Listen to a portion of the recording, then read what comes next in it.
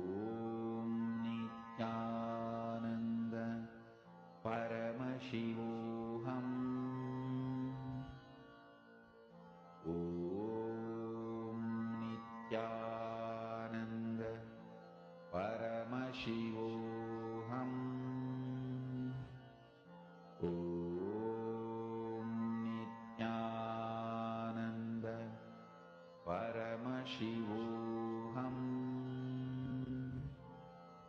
Om Nithyananda Paramashivoham. Om Nithyananda Paramashivoham. Om Nithyananda Paramashivoham. Om Nithyananda Paramashivoham. Om Nithyananda Paramashivoham. Om Nithyananda.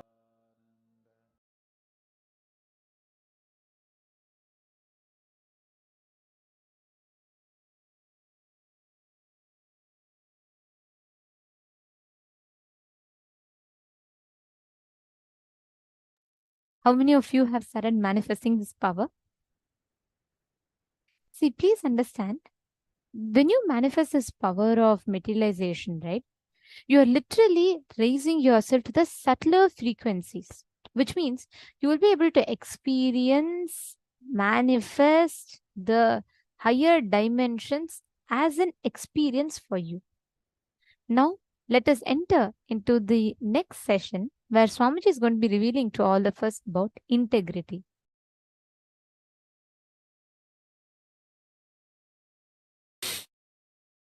The first thing I wanted to share with you,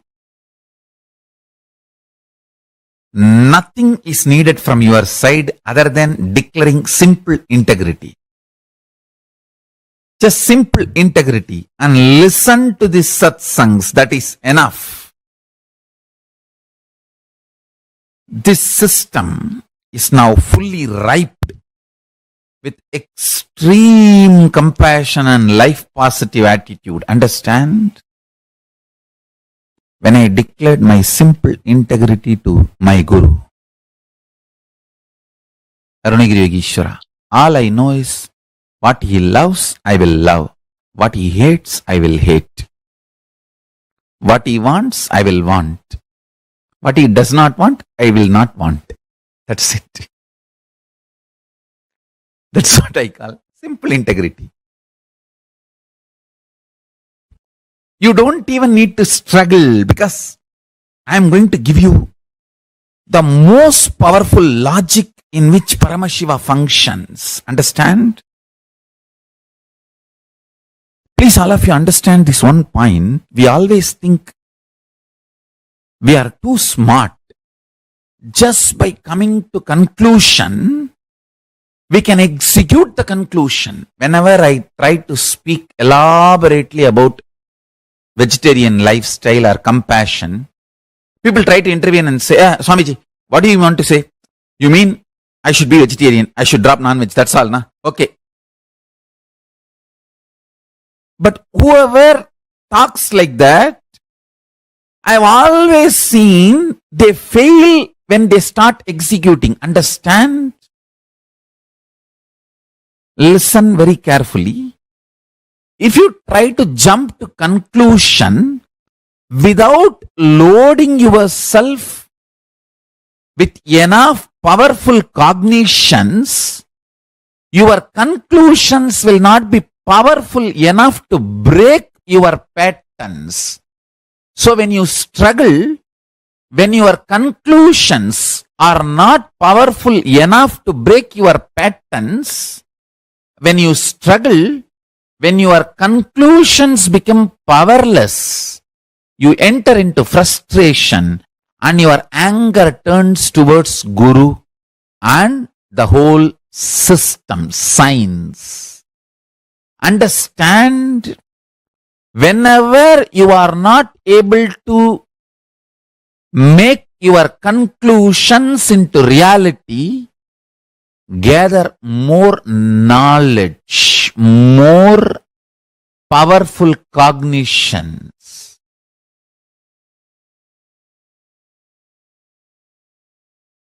all the wrong ideas you have about life, body, mind, consciousness, time, universe, world, about anything, deleting all of it and updating yourself with the new software is what I call integrity. Listen, integrity is not moral. It is not moral. It is a frequency. Integrity with me means frequency.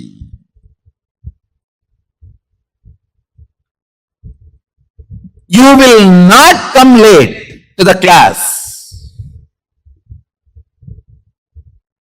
Moral means you will be struggling. You really want to come and you will have a reason why you should not come.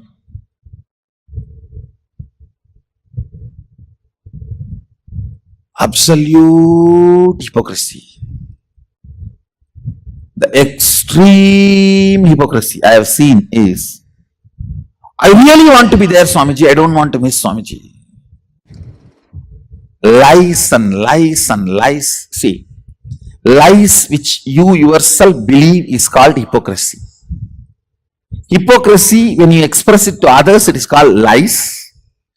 Lies which you believe is hypocrisy. Hypocrisy is the worst smell. Listen,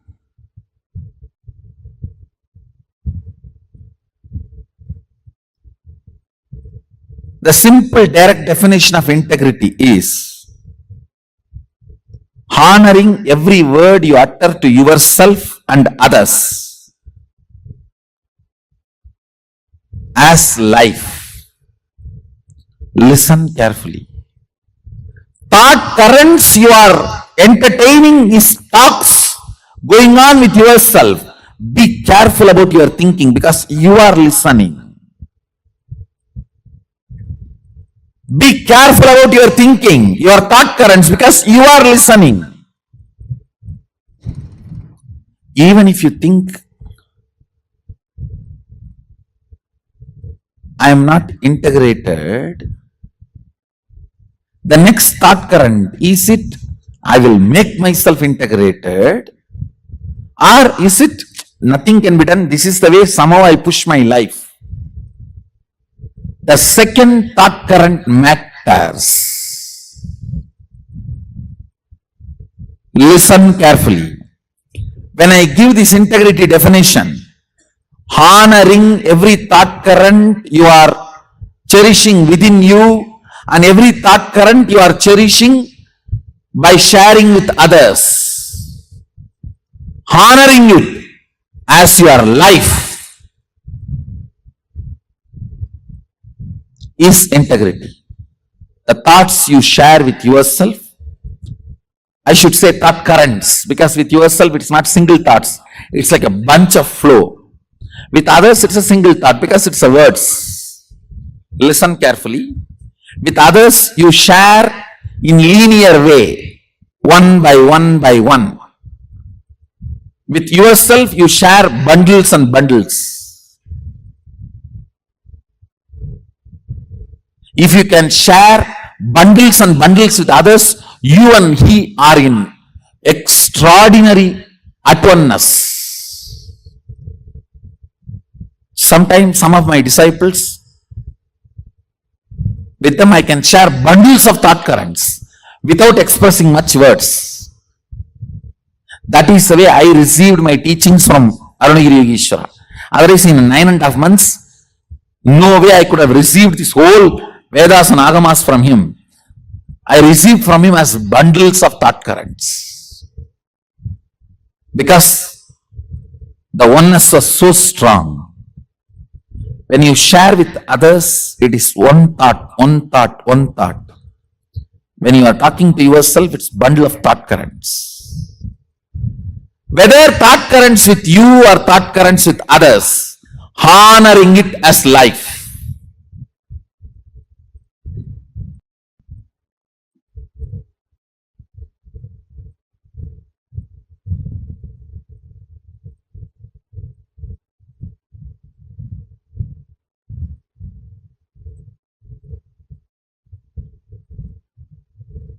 Integrity is a frequency.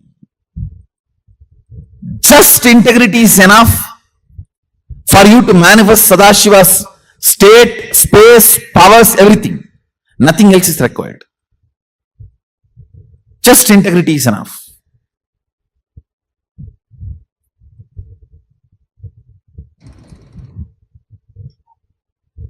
You all might have heard, we have a third eye and it gets calcified by the fluoride. Same way, we have one more intra-organ called Vak, not internal organ.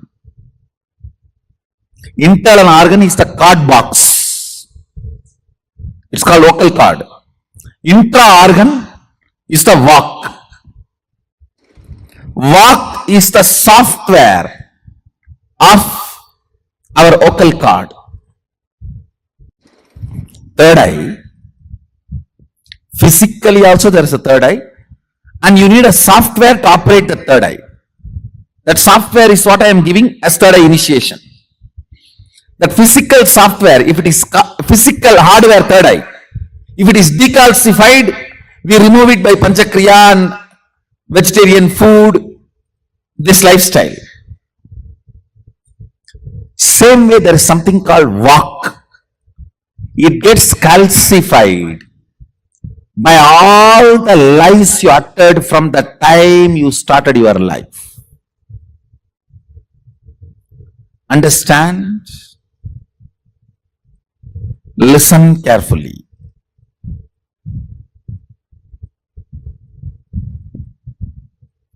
Anything you know and you change, the Vak gets affected, means the frequency of Vak comes down.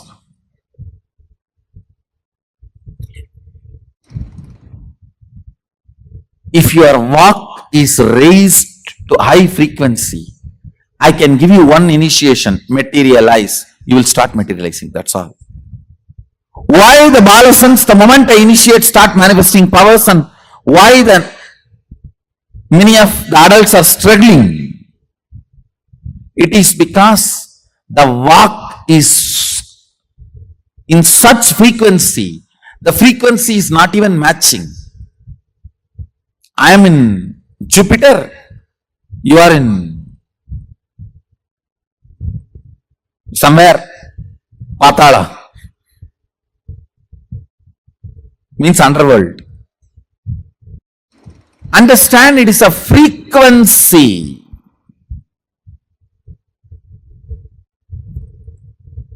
Getting you to integrity means two things. You declaring from this moment, I will maintain my word as my life. The words I express to others are words I cherish inside. I'll treat that as life. That is for future. Past decalcification need to be cleaned. Detoxification need to be done. That can be done only by you remembering all the lies you uttered, which you are able to remember, and completing with them.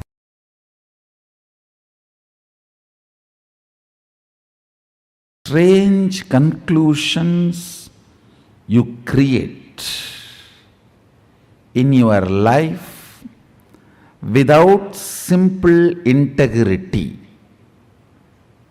is what I call virus inside, which continues to keep you as a slave forever. This is the straightforward, most practical solution. You need to understand almost 99% of your conclusions, the cognitions you carry about you, life, strange stupidity. If I wear the black dress, today the whole day will be bad. How you came to conclusion? If I see somebody in the morning wearing black dress, the whole day will be bad. How you came to the conclusion? Coming to strange conclusions and operating to strengthen those conclusions in your life. Understand what I am talking? I am giving a very superficial examples. I can go deeper. Go deeper. When your body is in good energy, after a cup of coffee, how you think and perceive, how your cognitions are. When you are tired, bored, body is tired, how your cognitions and perceptions are. See, your cognitions, your irritations, your inspiration or boredom is not logical. It is just cup of coffee. It is just few chemicals and hormones.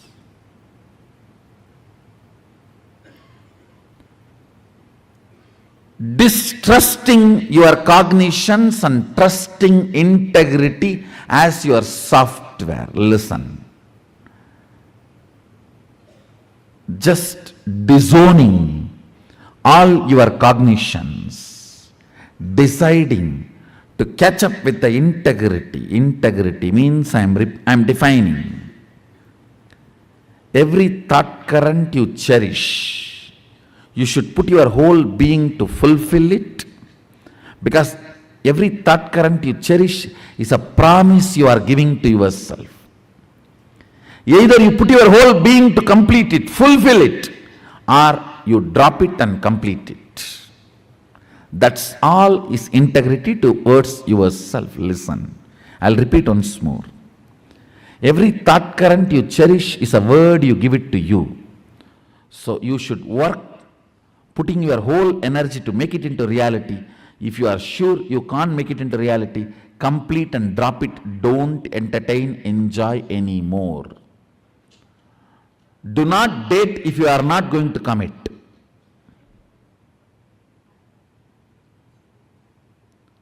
Same thing outside.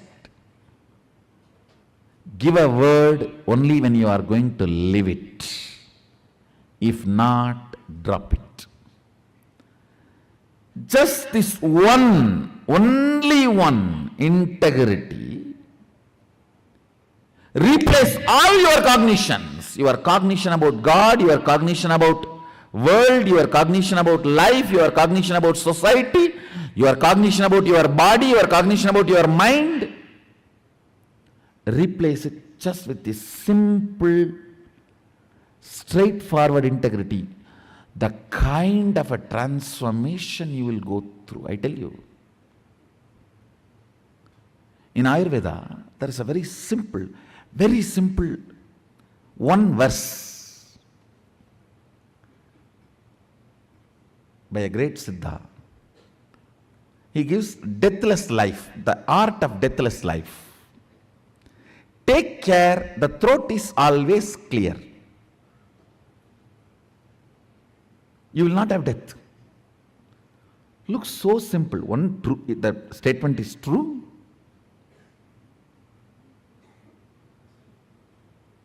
Second,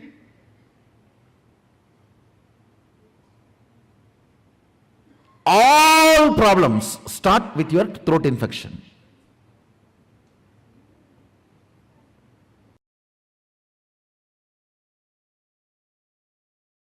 In anything you do, you know the first principle. Am I right? First statement. For example, lawyer. He is committed to his client. Doctor. He is committed to life. Engineer. He is committed to the product he is delivering. The first principle of your existence. Being integrated to the first principle of your existence without the fine print footnotes.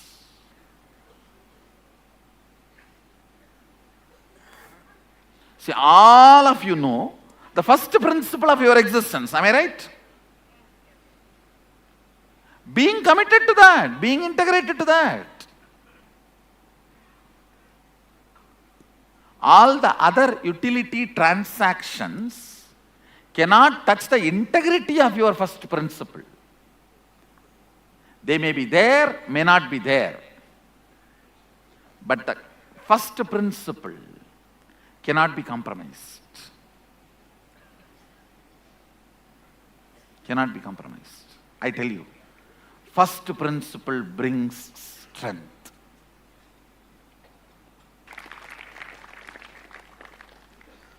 Understand? Integrity to first principle is strength. That is what Sadashiva calls it as Swadharma. He uses the word Swadharma in Agama. Means your first principle is Swadharma. All of you are very clear about your first principle. Am I right? What is your first principle? Means your declaration about you to the world. All of you know your first principle. Being integrated to that, that's all. Swamiji, when you say we know the first principle, is it something that changes from time to time, isn't it? Time to time. Yeah. I should say, the practical application may change time to time, but not the first principle itself. First principle itself does not change time to time. Surely it doesn't change. Like you said, if someone becomes a doctor, or then he wants to become an engineer, then Oh, no, what I am saying, that time what I said, multidimensional. That I used. Here what I said is, your main commitment. Even if you are doing multidimensional, then your first principle should be, when I am declaring myself as a doctor, I am committed to life. When I am declaring myself as a lawyer, I am committed to client. When I am declaring myself as an engineer, I am committed to the delivery of the product. That's all. So that's the first principle. What I am declaring, that forms my first principle. Your first principle is your Swadharma. And being integrated to your Swadharma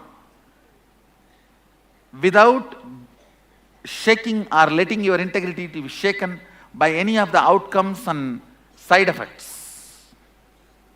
Whether you are praised or blamed or showered, supported or beaten, being integrated to your first principle.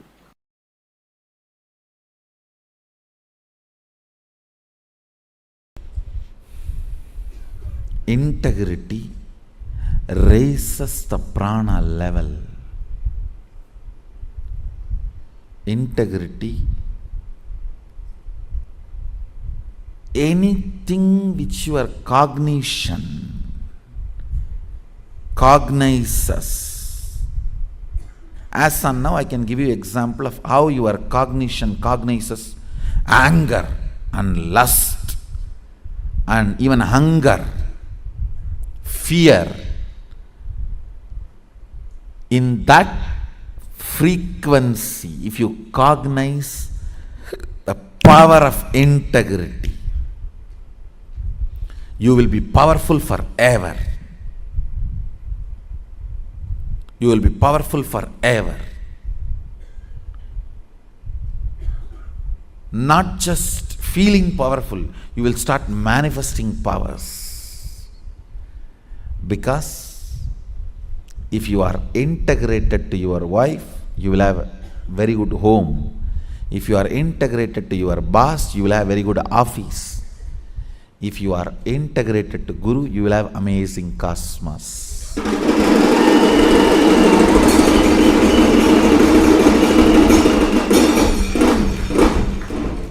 Your integrity is directly integrity to me.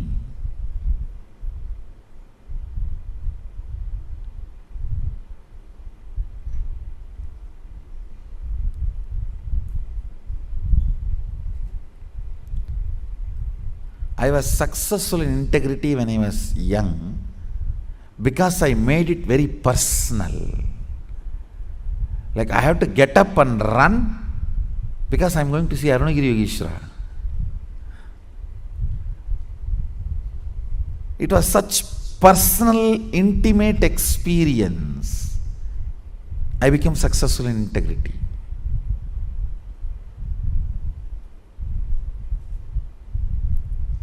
Not any other logical practices. Practice may make you perfect, not integrated. Cognitive shift makes you integrated. Decision makes you integrated. That is why when you miss integrity, I am not asking you to practice integrity. I am making you to decide to be integrated from now. Declarations are decisions of reminding yourself, let me burn me with integrity. Let me awaken me to my integrity. Let the best of me be awakened in me. Let the best of me be awakened in me.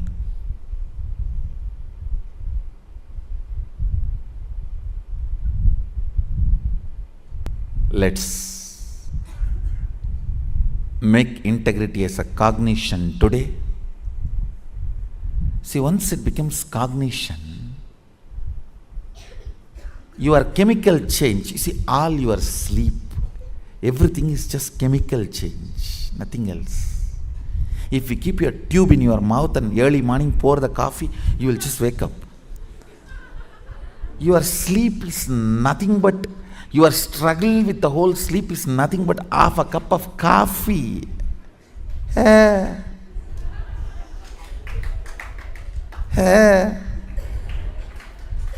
really.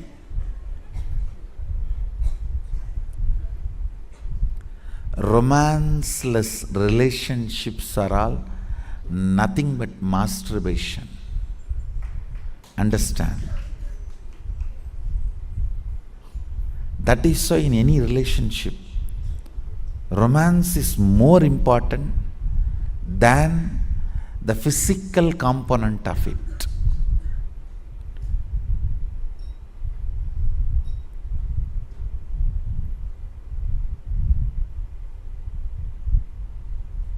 All your struggle with the sleep or tiredness or boredom is nothing but simple chemical imbalance. If you are feeling sleepy, tired, tell yourself it is not mental, it is just physical, chemical imbalance. Integrity will clean it up. When you clear chemical imbalance using integrity, you bring tremendous health to your system.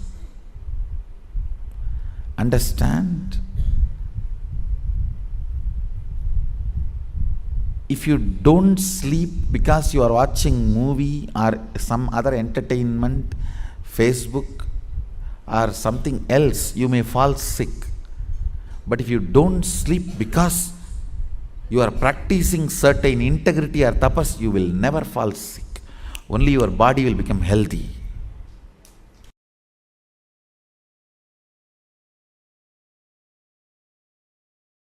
Sattvika Ananda person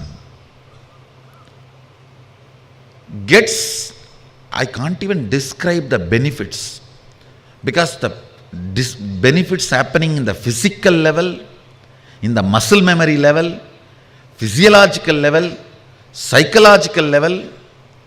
When the pitta in your brain, that layer of pitta reduces, only then your system develops a power called eating its own dead cells and cleaning up, which is the energy of Rudra. Understand? Listen. Just now, few days before, one fellow got Nobel Prize for Physics. His research project, I studied his research project. Why he got? It is all about the science of how the body is eating its old dead cells and how it can be supported and encouraged. Please listen. For what he got the Nobel Prize now, at least 60,000 years before, elaborately Sadashiva describes. I can give you precise word. Now I think in English they use the word autophagy or something. I can give you the precise word in Sanskrit, in Agama, and the precise principle. Joy in the brain, first thing it does. Maybe some of my Adinavasis will be wondering, 24 hours last 6-7 days I was with him. When he read this, don't ask those questions. And precisely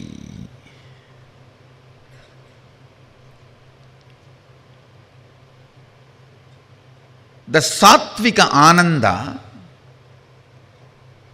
what it does, listen, it will clean up the Pitta layer in the brain, means the layer which makes you powerless, tired, and withdraw from the life for no reason. So actually, when the Pitta layer attacks you, suddenly you will feel like frustrated and don't want to get involved with anything.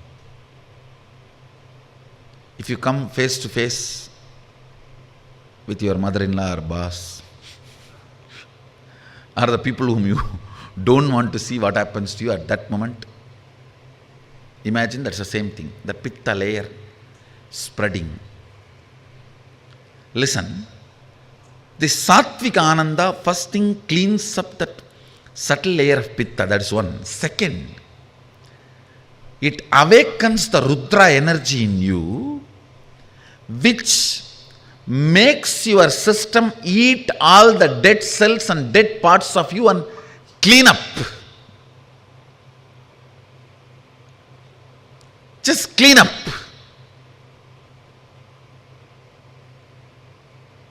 And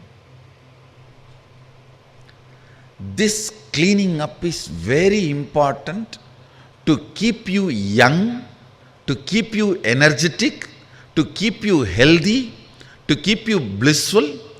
As long as this Rudra energy is alive in you, you will not die, you will be immortal. They will be highly efficient, highly integrated. Have a passion for Sattvik Ananda. Have romance with Sattvik Ananda. The non-violent bliss, peaceful bliss, where you don't hurt anybody, but it is joy for you. Grow more and more of Sattvika Ananda in your system. Activities which makes the Sattvika Ananda in your system, you will become efficient, you will become integrated, you will be just glowing, you will be completely healthy. The Rudra energy in you will be so alive. You will be young forever. It's an amazing beauty technique. Actually, if you are a participant in the Kirtan and jump, I tell you, so much of Sattvika Ananda, biomemory will get into your system. It will help you in every process so powerfully. See, especially when you jump and all, the bliss is inhaled by every pore of your body. Every pore of your body, the bliss is inhaled. It becomes part of your muscle memory and biomemory. Of course, doing puja is surely Sattvik Ananda, but you don't use the whole body to do puja. But with these kirtans, it's like a whole body is used. The way your body flows with that, I can tell you, the level of integrity you have and the efficiency or the vision about life.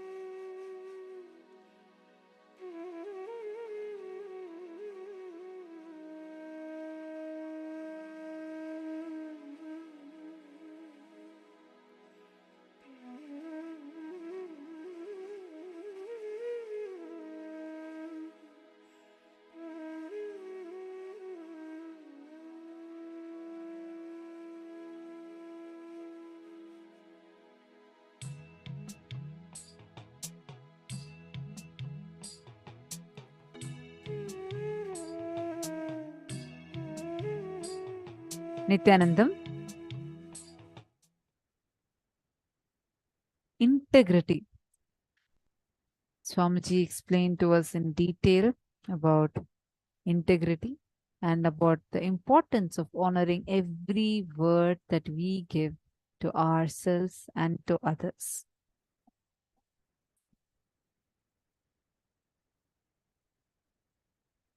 About integrity in the second day of the program, right?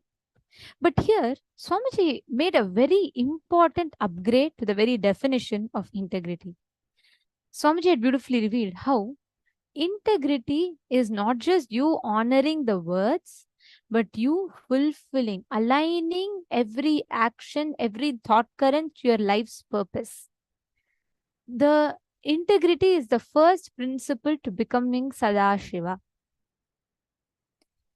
Every time when you give a word, see, it's not just like, oh, I tell, if like, for example, let's say I tell Ma Hiranmayi, I will give in 5 minutes, I will come and give you, let's say something. I tell you, okay, within next 5 minutes, I'll come and give you $500.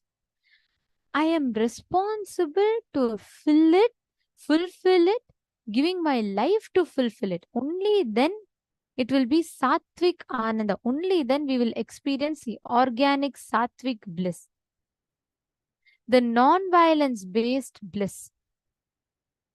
Every one of us, Swamiji gave a completely beautiful understanding about the very concept of integrity as we know it. Honoring the words, fulfilling every words, thoughts that you give to yourself and to others. That is integrity. Now, every one of you that are sitting here, all the participants that are sitting here, just decide consciously to be in that space of integrity and operate everything in life. When you are integrated, you literally become in tune with the cosmos. When you are integrated, you start aligning to the cosmos, and everything that life presents to you, you will become so aligned, so strong, powerful, and integrated. Are all of you catching it? Okay, now can each of you post what is the understanding of integrity that you newly got?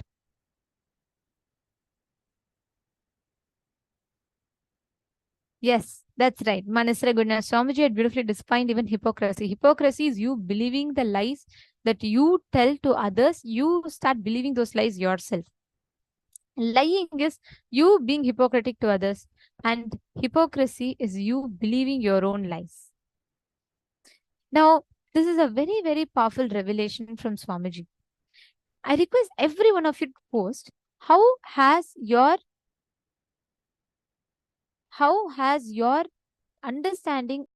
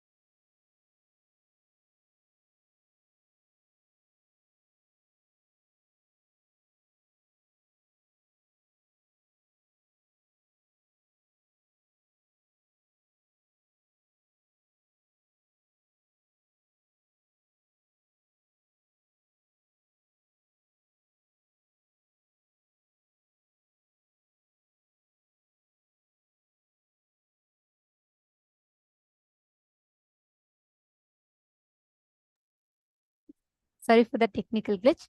Now, we were just discussing about integrity, right?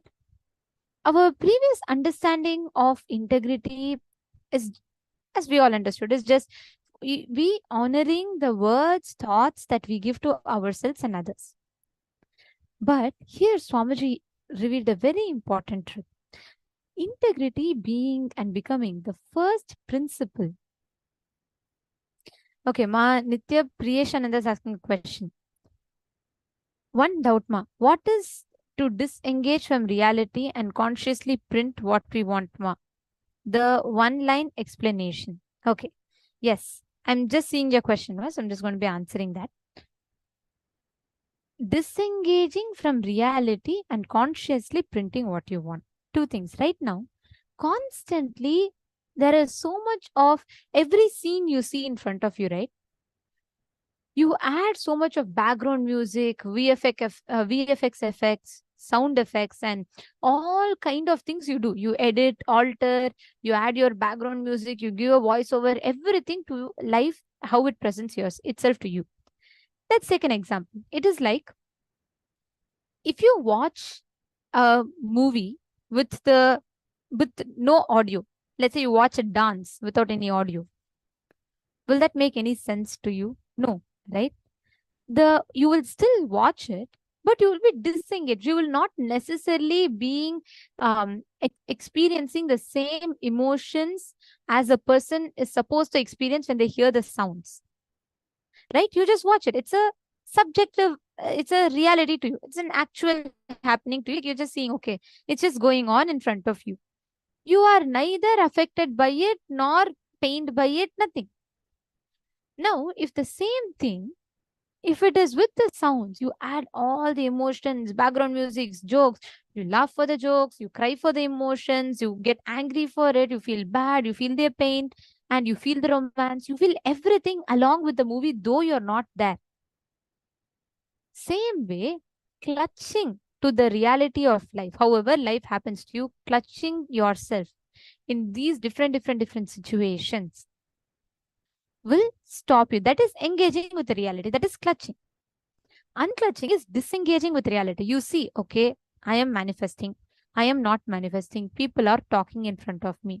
Just be a witness. Just try it. It's a very powerful way. There's one very beautiful example Swamiji will give in the Bhagavad Gita book.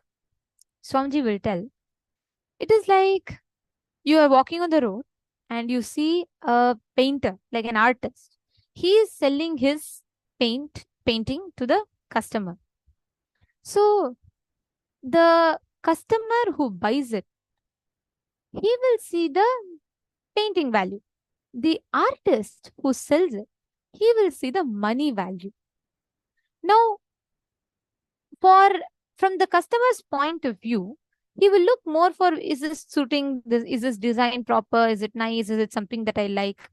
The artist who's selling it, he will see, is my bid okay? Is this the best bid that I can have for this piece of painting? Both will look at the painting from their perspective. But only a person who's witnessing both from the third person's view, he's neither going to buy the painting nor he is going to spend any resource on the painting. He is just seeing the painting. Only the person who's just seeing the painting can actually enjoy the painting. It is such a beautiful example that Swamiji gives. Because if you are either the giver or the receiver, both ways are affected by reality. If you're just a witness, you're just a witness. You're not affected by the reality. Ma Donna is asking, is unclutching same as completion? Yes. Unclutching leads to completion. Completion leads to unclutching. Ma Diana Spilov is asking, sometimes lying isn't so black and white. Is there ever a gray area? Like if you need to help someone in a certain way, to protect them or to help them, is it okay? The integrity, Swamiji beautifully defines, is the thought current which you cherish. The thought current with which you operate. When you are saying you are lying to protect someone, that Swamiji tells, ma, if your action is aligned, if your thought current and action is aligned to your purpose of life, your swadharma, that is where the subjective principles, the dharma, the righteousness of life comes into play. For a person A, something might be right. For a person B, something might be, that same thing could be wrong. But are you integrated to your first principle in life? That is what matters. So as long as you are integrated to your first principle, then it is fine. And what this first principle means.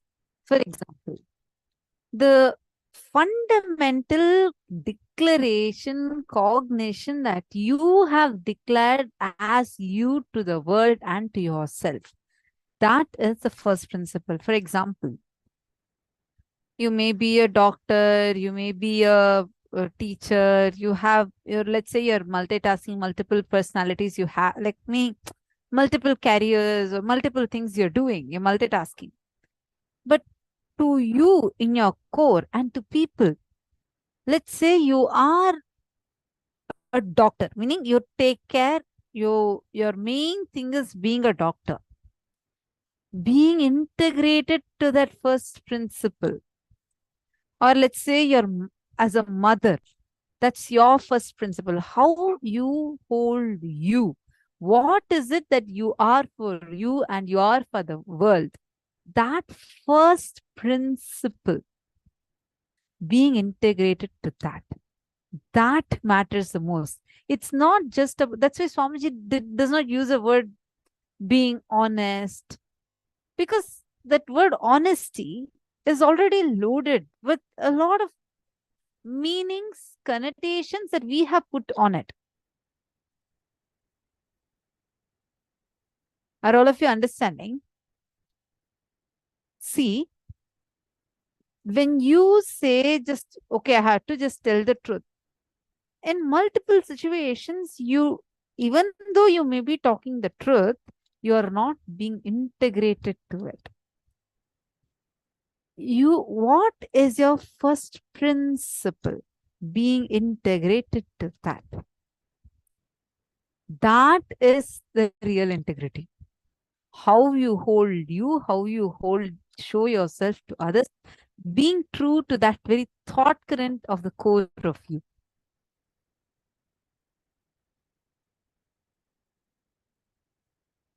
Anna is asking, is unclutching the same as completion?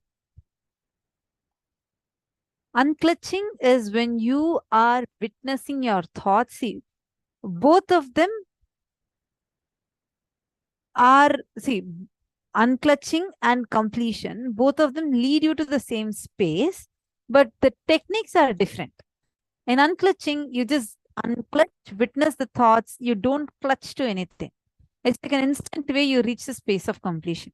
Completion is where you go relive and relieve yourself from that.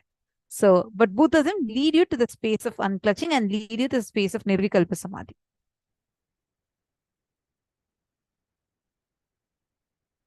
Swamiji has given all of us this very, very beautiful and powerful revelation on integrity. See, when you align, decide, you just make a decision saying, from this moment onwards, whatever I know as integrity, I am going to be sticking to it. I am going to be aligning to it. You don't need to wait for the best for you to know everything and do. No. Whatever you know, start with that. That itself is enough for you to manifest the most powerful experiences in life. Integrity is nothing but you just tuning yourself into reality. That is integrity. Tuning yourself into reality is integrity. Whenever you bring yourself to that awareness, saying, whatever I know as integrity, I am going to tune myself to that. That is enough. That itself will give you the experience of the highest form of integrity. And that itself will raise you to experience the powers, the different powers of life. Getting it? Catching it? Okay. So now, in the same space, I request every one of you, that are deciding to be integrated in life. I request all of you to please post that commitment, that declaration in the chat.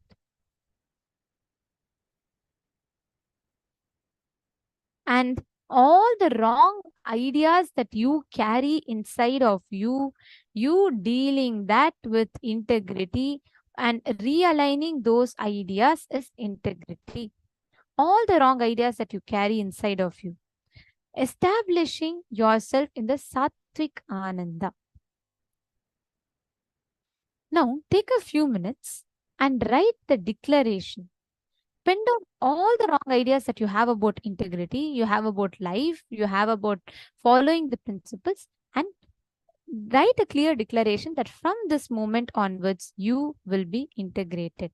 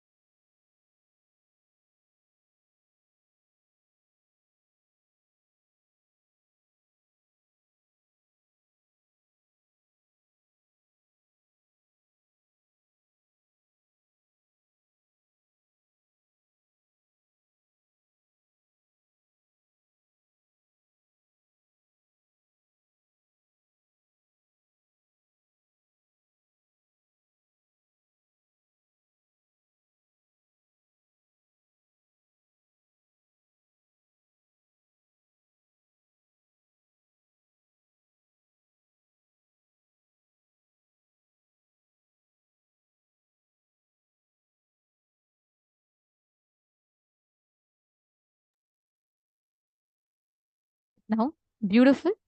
Now that all of you have posted your declarations, each of you have posted your declaration of how you are going to be manifesting integrity.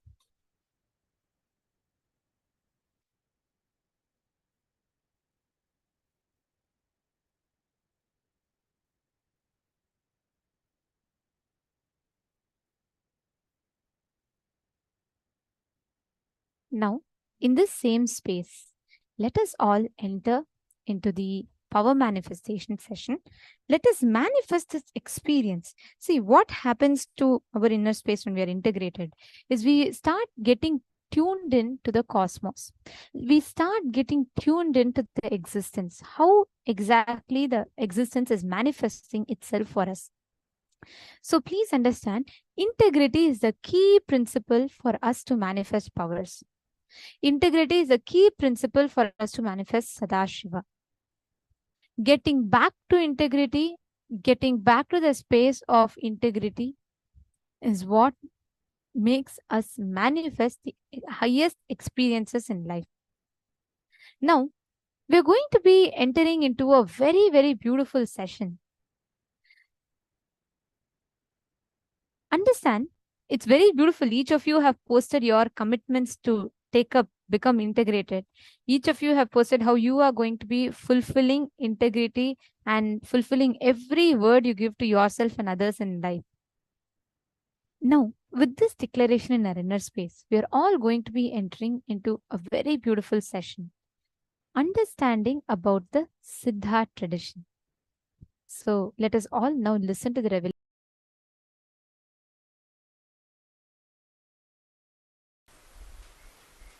I wanted to remember, bow down, invoke the presence of all the great Siddhas.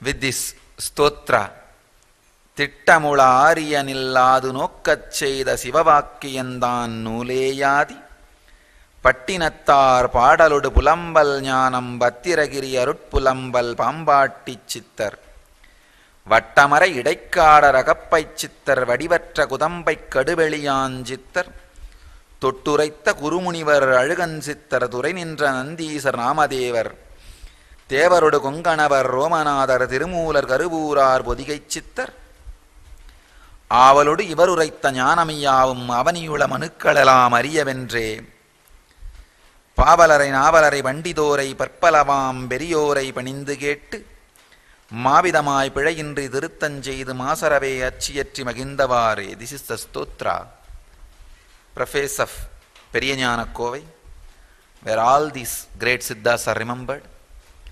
Siddhas who are named here and who are not named here. I remember all of them. Humbly request their presence be here. Bless all of us. Guide all of us. Understand and experience and radiate the great Siddha tradition.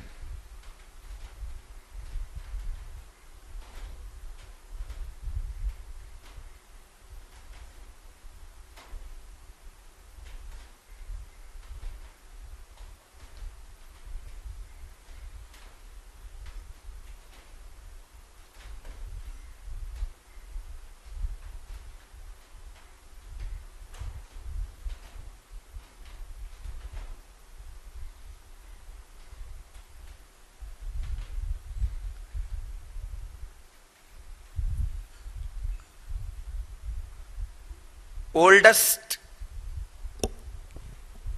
greatest, most secret and ultimate powerful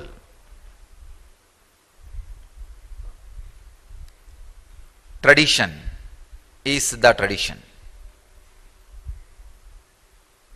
Please understand, all the word I uttered, I am responsible for it. Oldest, most effective, most powerful,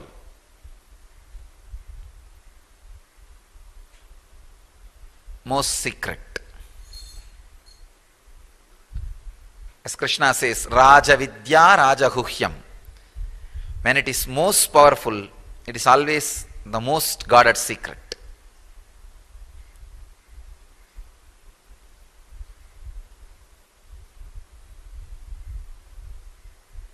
It is the greatest science of the inner world, comprehending all dimensions of the inner world. Medicines to heal the body, techniques like yoga, pranayama, kriya to heal the body and experience extraordinary powers in the body and have spiritual awakening, spiritual experience in the body.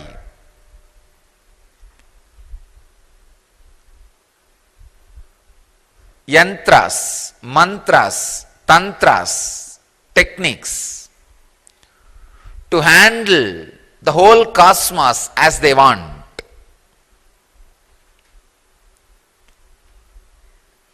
Siddha tradition is doing tradition. Please understand. It is not just being, not giving you the dry answers. Oh, it's all illusion. Why are you bothered? No. They have the tremendous experience. It is all illusion in being, and they have the tremendous capability to play with illusion and alter as they want.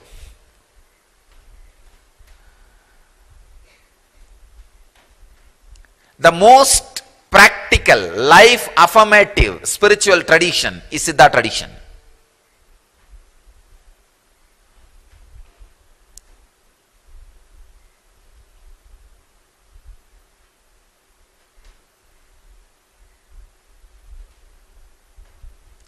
Most comprehensive, most life affirmative means not just moving away from life in the name of some concepts, theories. Working with life, playing with life, and just very playfully expressing all kinds of energies and experiences. Siddha tradition is the only tradition who has pill for enlightenment. Understand? They can give enlightenment just like a pill, and it is doable. They have done it. As the living representative of that tradition, I promise the world I'll do it for you guys.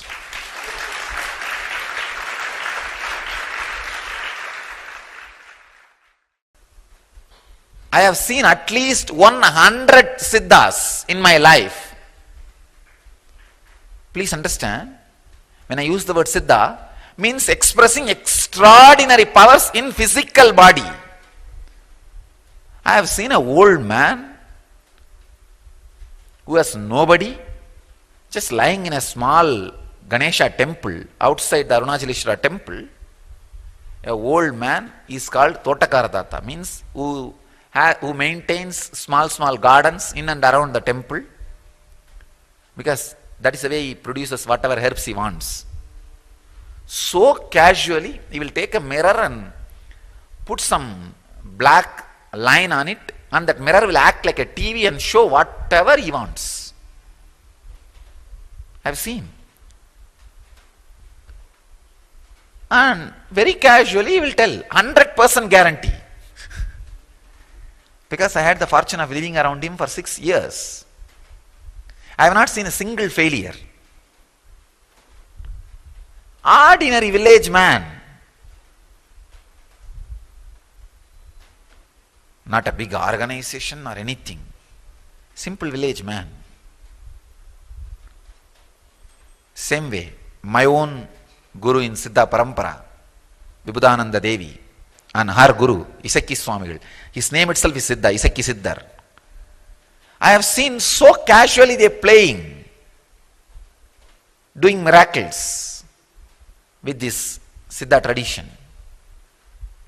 She gave me a small herb, very small piece, still I have it. And she said, whenever you feel hungry, just take this herb. And she taught me a kind of a diagram, a symbol, and asked me to draw that symbol on my liver area. That's all.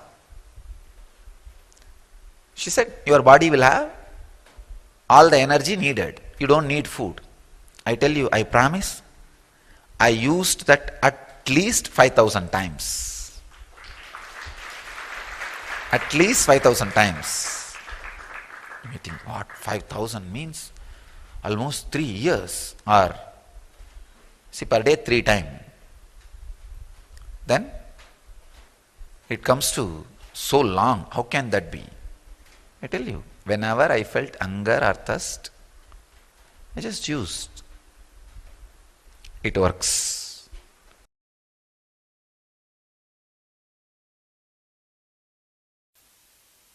Just like Ganges civilization, there was a civilization happening around Kaveri.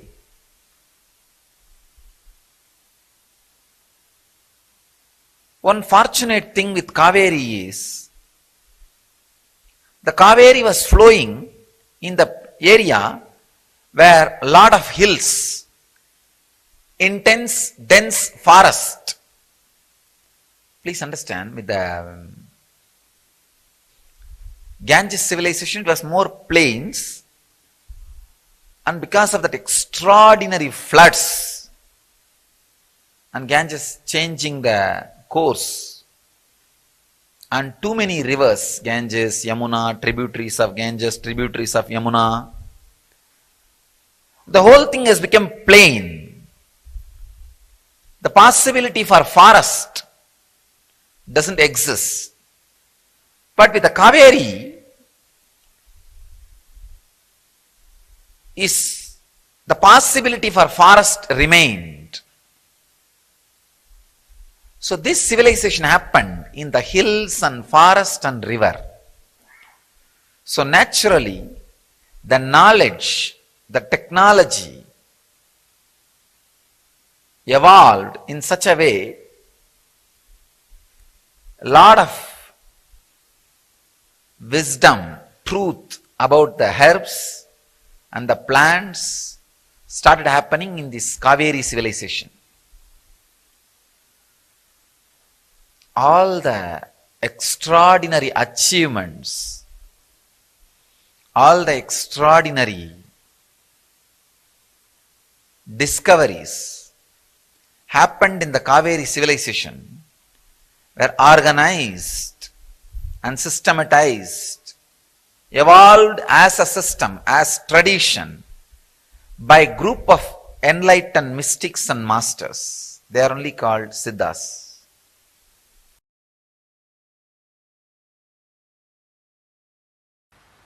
Annamaya Kosha miracles, thousands of herbs are used.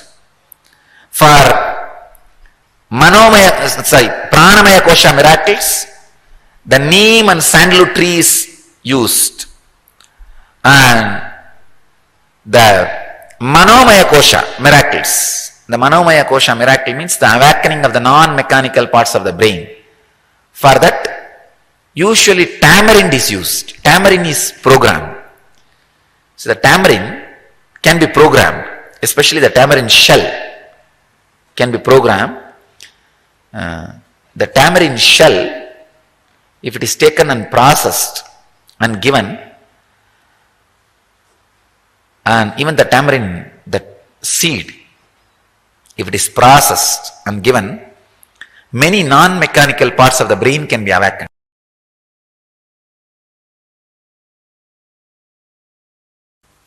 Astral travel in Siddha tradition. I wanted all of you to know, astral travel is a too poor word for Parakaya Pravesha. Parakaya Pravesha is something far beyond, but I have to use the word astral travel, two reasons. One, there is no other word in English other than astral travel. as far as I am able to search.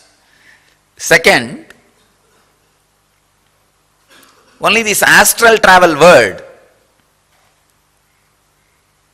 comes close, especially in the internet search and everywhere, to the experience I am trying to describe. Not exactly, coming close. This Parakaya Pravesh also, if you understand, it will be enlightening directly. So I was describing yesterday, 4 levels of Parakaya Pravesha. Moving from one body to another body. 4 levels. 1, moving into a body which does not have life. A conscious person moving into a body which does not have life of its own. In that also there is 2 categories. 1, the dead body which had life. Another one thing, created body which never had a life, the Trimenis, the deities. Even that comes under the same category only. The Prana Pratishta, even that comes under the same category. Please understand 2 things. A dead body which had life, which do not have life now. And body which never had life even earlier. These are the 2 categories of, in this first category, giving life to dead bodies. That is why even the deities, before the energizing process, you will be surprised to know, they will make a effigy of deity in straw, and that will be taken round the temple in which the deity is going to be installed. It will be burnt and Shraddha will be given. So first, the quality of the dead body will be cleansed. Then the life will be infused into the deity. You will be shocked if you know the complete ritual. They will give the bali to the bhuta or preta. See, first the statue, the idol, the moment it is completed, the carving is completed, it is considered as a preta.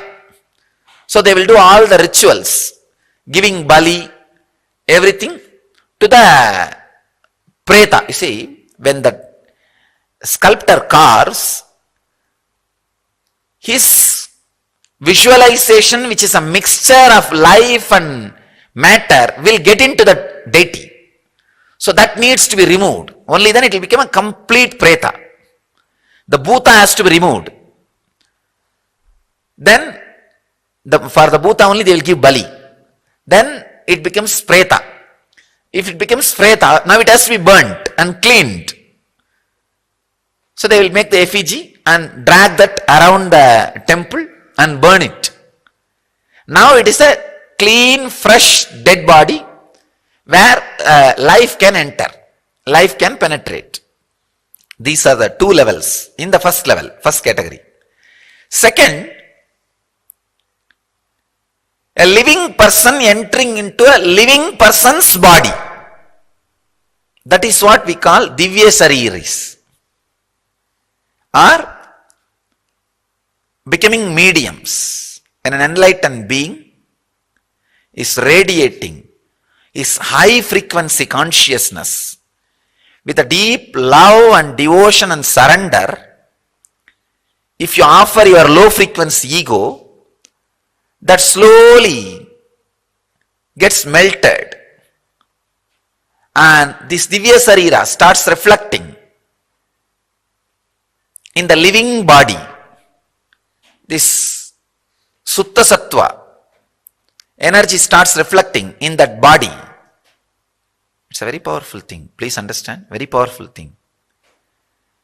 So that persons, they become medium, and constantly if you stay in the consciousness of medium, the other day I was inquiring, all the people who were medium during the healing initiation, invariably every single person says there was no thought.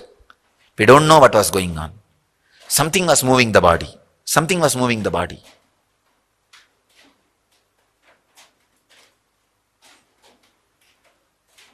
few rishis are grumbling and grudging against the Gopikas in Bhagavatam. How many years we are struggling and suffering to have that no-mind experience. These ordinary shepherd girls, the milkmaids, are enjoying this no-mind experience with no reason, for no reason. It's unfair. That's what exactly I remembered when these guys are saying, no thoughts. When you stay in that state again and again, more and more, you become Divya Shariri. The Divya Sarira starts happening in you. This is what is the second level of living person entering into the living person's body. There is another one thing in the same line. Sometimes these black magicians use a living person's ego, punches and penetrates and enters into another living person's body to destroy that body. There, it is like a terrible suffering. It is like a war, destruction.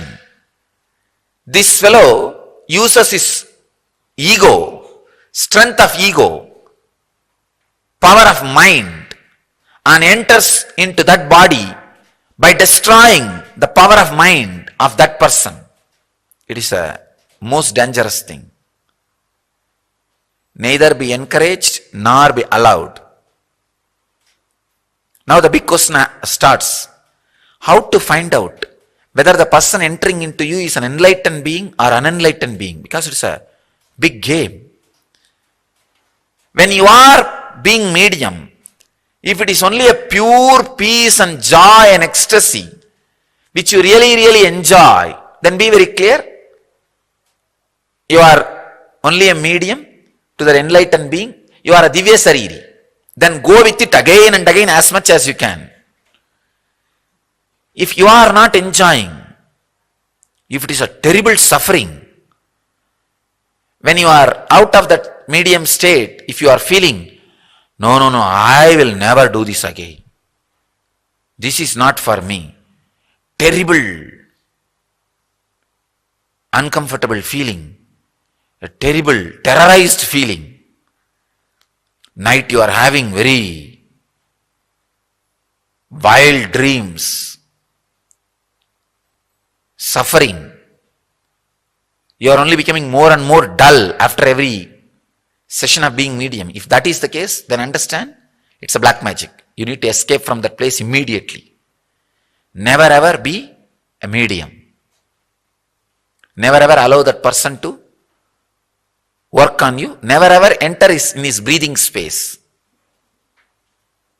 This is the scale. Please understand, it's an important thing you need to know. After being a medium, if you feel completely elated, ecstatic, pure awareness, I can give you some straight things. Morning when you wake up, next day morning, everything will look more fresh, more green, more alive. And all your senses will have the high peak experience. The eyes will become fresh. The mouth will become more sweet. The ears will be able to hear very sensitive sounds. The body will be having the hangover of the high ecstasy.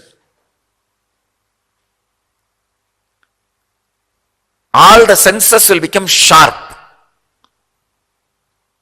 Patanjali describes Suddha Sattva,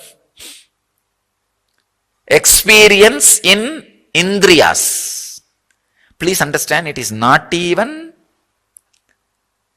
eyes becoming fresh. The power which sees through the eyes will become fresh. That's the truth, you see. Now, there is something called Chakshu. Chakshu is not eyes. Chakshu is the energy which sees through the eyes. That is usually corrupted by layer of thoughts. For example, Here, if you make too much duna smoke, that sambrani, the incense smoke, continuously every day, the dust will settle down on this cloth and one layer of dust will happen within a month. Same way, too much samskara on chakshu, a dust will settle down on the chakshu, and whatever you are seeing through the eyes will become dull, even though eyes are not dull.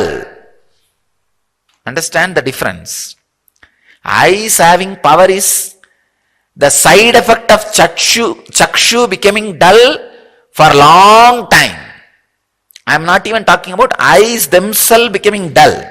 I am talking about chakshu becoming dull. Chakshu is the power through which you are seeing the power with which you are seeing through the eyes. Very strong lessons. You need complete attention. But the lessons will be really helpful. This technical knowledge will really be helpful, not only for enlightenment, for making your life more and more blissful and happy and joyful, becoming a new human being. Becoming a new human being. Understand? If you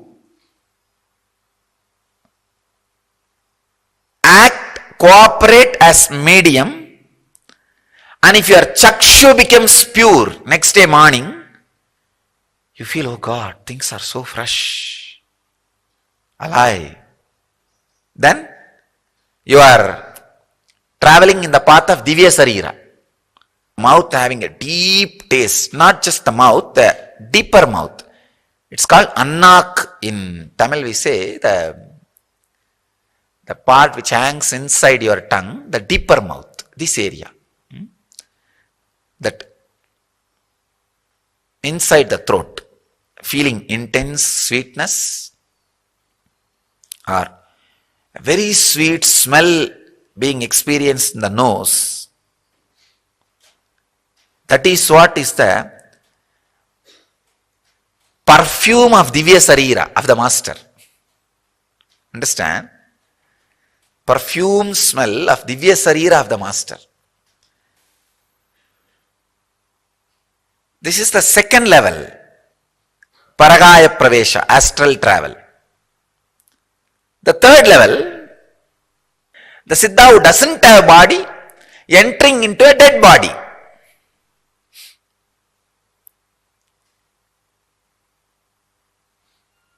Like a Mahavatar Baba who doesn't have physical body. He may suddenly enter into some body to do some work, to bless people, to initiate. It happens. And same way, Siddhas who don't have body entering into, first thing, Siddhas who don't have body entering into a living body, Siddhas who don't have body entering into a dead body. These are the next categories. Understand? 4 categories. I'll just give the essence. Person who is having the body entering into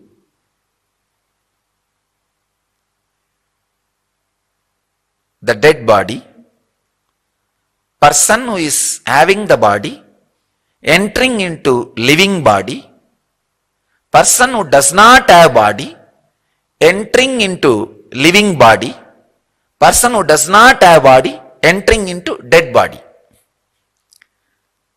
If you understand all these 4 things in different level, it will help you.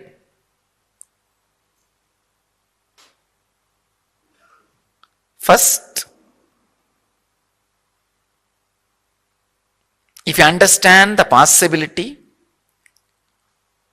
a Siddha can reflect, radiate himself in your body, naturally that is the best thing can happen to your body. Just get out. Get out of your body. Let him occupy. That is the best thing can happen to your body. Understand what best can happen to your body. Then that becoming Divya Sarira. That's the greatest thing can happen to you and the body.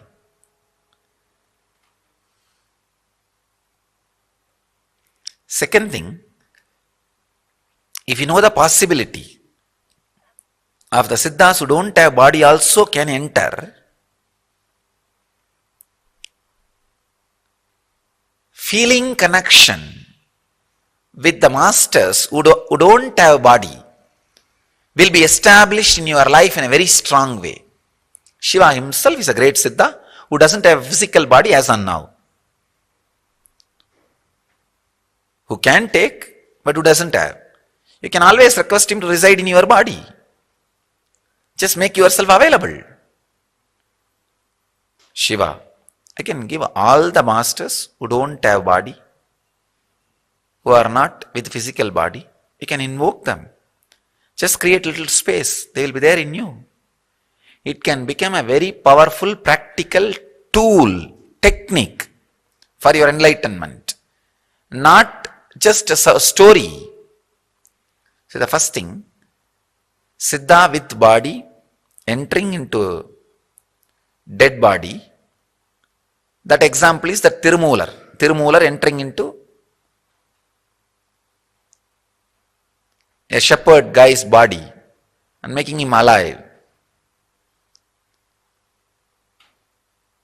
Second, a living Siddha entering into a living body. That's what the example of our mediums. Third,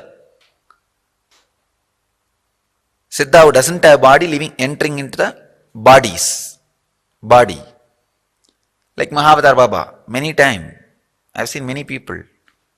Mahavatar Baba lands and blesses them, enters their body and uses. Siddhas who don't have body entering into the dead bodies and making it alive. Still it happens.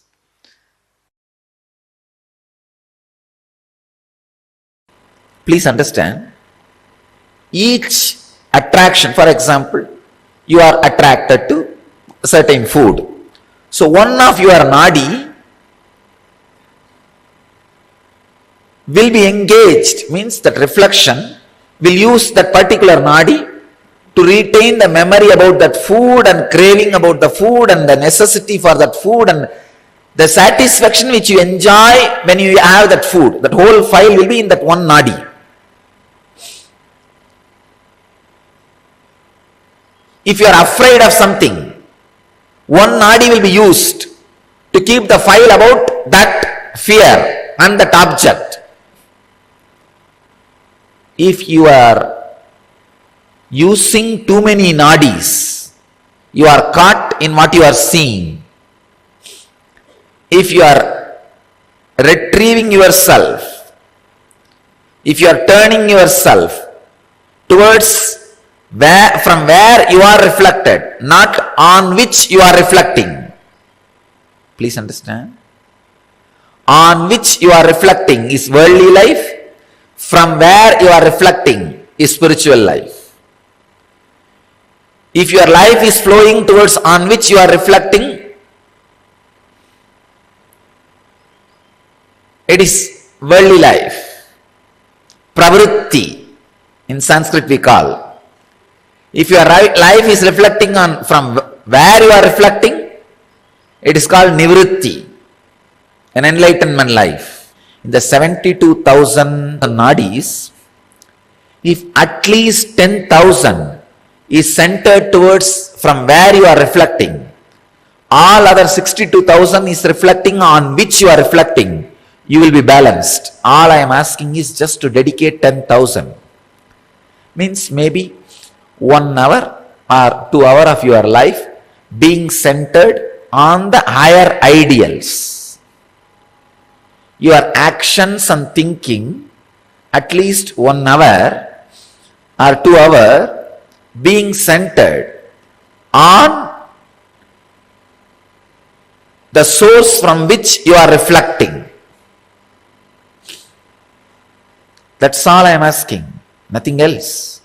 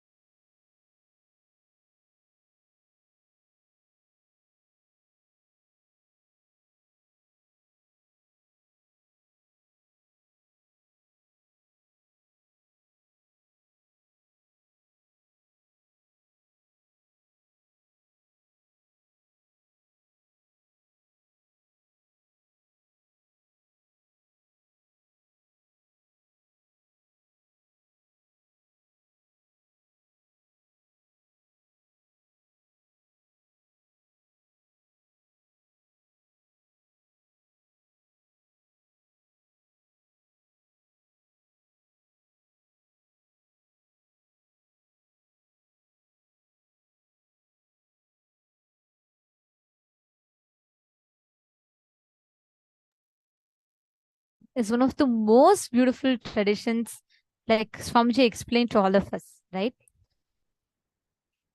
We had the ability to store energy and the intended experiences in certain herbs and transmit. Siddhas are the spiritual scientists, like how we have scientists, we have people who discover medicines, we have people who discover um, different types of things, right? The products for us to use.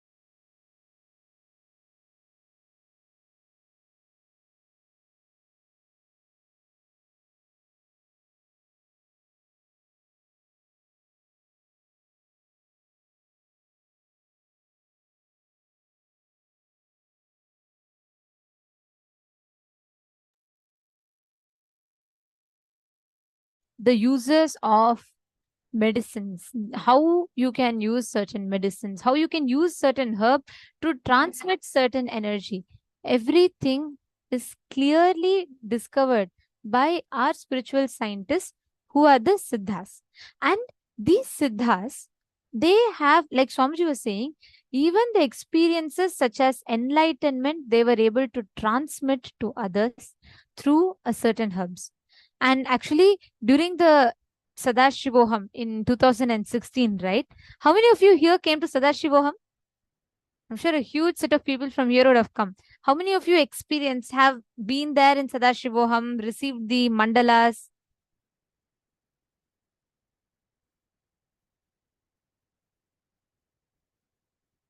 Put in the chat. You can post yes in the chat. Okay. Yes, I know. I remember Ma Priyesha being there. How about the others? How many of you here have been in Sadashivoham?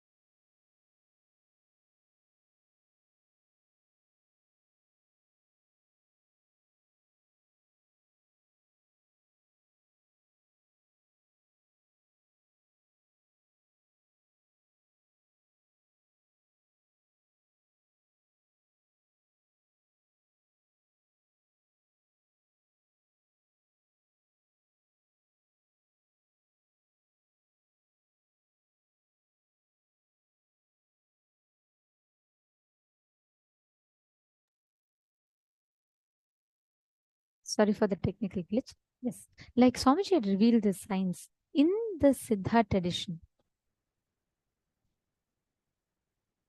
All the powerful gifts that Siddhas had given to people, right? Swamiji had revived it in Sadashivoham. Like Priyesha had posted she was in Sadashivoham, and so many of you have posted you were in Sadashivoham. Shuddhadvaitam, yes, in Shuddhadvaitam, I don't think Aushadas or this thing was there. Mahasadashivoham or Sadashivoham was there. So actually that time, right, whether it is taking the mercury, putting mercury into a certain herbs and combinations and energizing it. Like for example, Swamiji will do a particular cosmic diagram in a particular kind of powder and he'll energize it for awakening someone's third eye. That is one Aushada. There'll be one more Aushada that is particularly designed to attract wealth in people's houses. It should only be kept in office. There are certain mandalas which should only be kept in bedrooms. Like this, exactly as per what needed to be there for what it needs to, like what is its desired effect. Swamiji had designed these products. Everyone were gifted this. This is like a profound science which is almost, I should say, lost. And Swamiji has revived it beautifully. So, Ma Lucy has asked a question. Wow, how powerful. Thank you so much, Swamiji. Question. People in Haiti use similar techniques, but unfortunately for often selfish purposes or to hurt others through black magic. What is the best way to protect ourselves from an attack of someone wanting to enter our space, being or body without our permission? Firstly, just to answer, ma. Firstly, if you have received an initiation and if you have a kantamala, please understand you cannot be affected. It is literally like a shield that Swamiji uses to protect you from any of the negative energies. First and foremost thing, let's first understand how this black magic is done. Like how Swamiji said, when these things are being used by using another person's ego and directing it towards people, that's where these black magicians use it, right? The only protection is Guru. Only Guru can protect you, and the most important thing, as she was mentioning, is this Kantamala. And you have to make sure you have Swamiji's dollar on your Kantamala and you're wearing it always. Kantamala is a protection shield. It's like literally continuously Paramashiva is protecting your life with it. So, Ma Lucy is asking, what is a Kantamala? Ma Lucy, this one that we wear with one Rudraksha, it's with Swamiji's dollar. This will be available in your local temples. In the temples nearest to you, you can go there and get this Kantamala.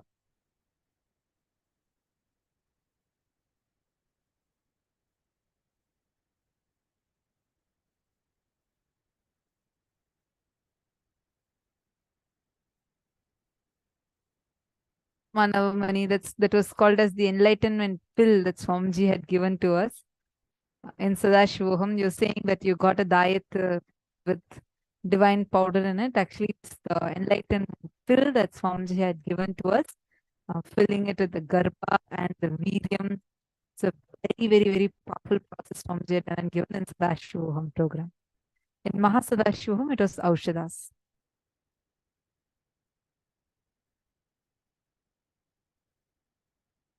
Let's all enter into the power manifestation session.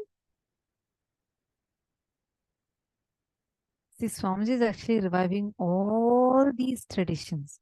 Whatever we are learning, Swamiji has been very actively reviving these and gifting these to us, the most ancient sciences to us.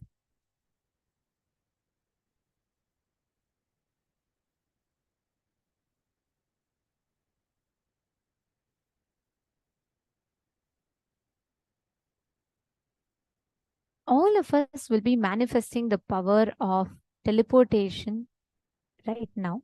So what we are going to be doing is, I request every one of you to pair up with one person. So now from morning we did where we created things, right? We created consciously, we 3D printed what we want.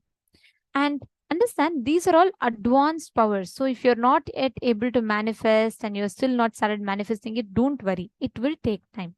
But the key here is when you manifest today, you are given that experience, that powerful experience in subtler and subtler levels. You'll be able to start awakening the powers. Like Swamiji tells, when you manifest, 10 powers, the first 2-3 powers start manifesting easily in you. You're understanding? So now what we're going to be doing is, you're going to be taking 2 cups. Okay. You're going to be teleporting a powder from cup A to cup B. You can take 2 empty bowls, cups, anything. Make sure there's no fan.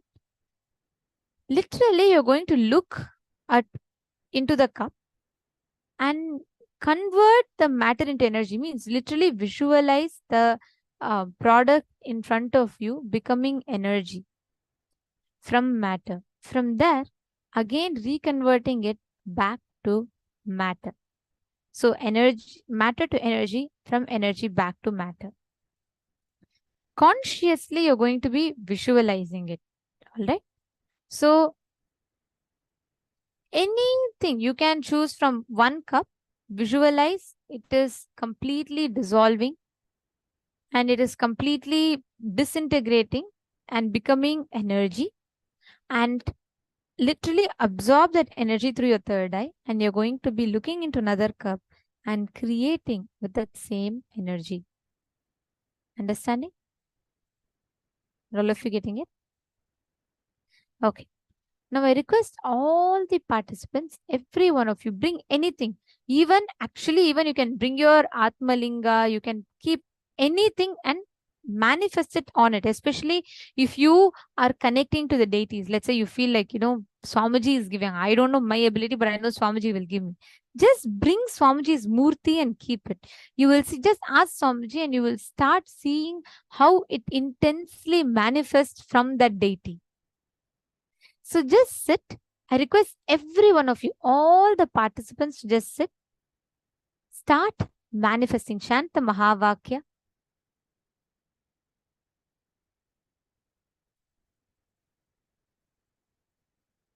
Intensely visualize. Paramashivoham. Om Nithyananda Paramashivoham. Om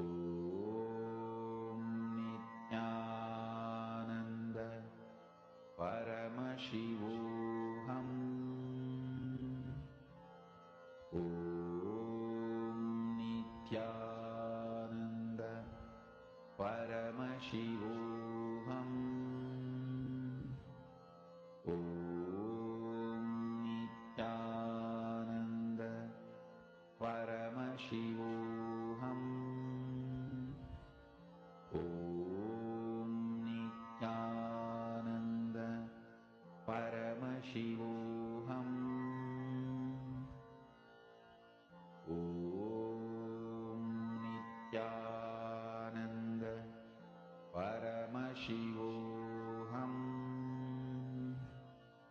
Om